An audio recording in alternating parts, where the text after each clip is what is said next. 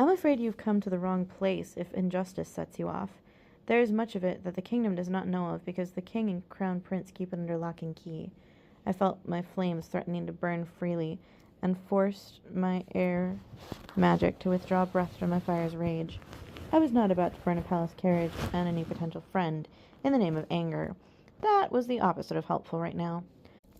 I dug deeper within myself for the quiet but strong magic that rarely raised its head unless I called to it, so unlike quick-spirited air and molten fire, the magic that kept my sanity intact when the worst seemed inevitable.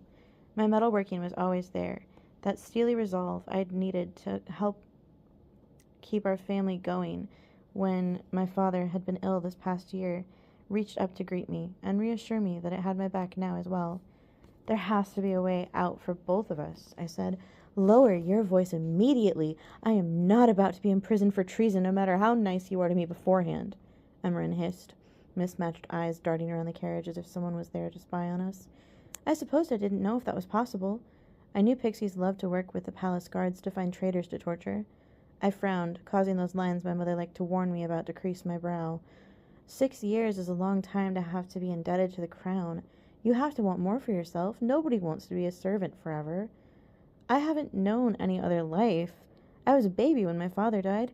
I wasn't out of swaddling when my mother began to serve her sentence. Rage burned in the pit of my stomach, causing fire to ignite again, and this time it heated metal to life as well. I felt a flash of silver heat rise up through my skin and found a matching set of metal bangles on my wrists. Now, that was strange. Usually metal formed weapons when it was concerned. Jewelry was a new option. Did you just make bracelets? Emmerin asked. She stared at my wrists with a deep frown on her face. Yes.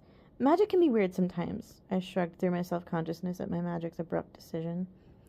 Just once I would like to be part of the plan instead of the wearer of the aftermath, but it couldn't be helped. Emmerin bit her lower lip. What? I asked. It's just that you could use that magic to buy your way out. I was intrigued. Maybe Metal had forged a weapon, one to pay our way out of trouble. How? I asked. You could use the jewelry you made to pay the king, as well as your wages for working in the dancers. Emmerin looked at me warily, not daring to say the word harem again in case I reacted, which I would have. I also have a dowry if that would help, I said. My current circumstances will prevent me from marrying anyway once word gets out. Was that air messing with me, or was that relief I felt skittering down the nape of my neck?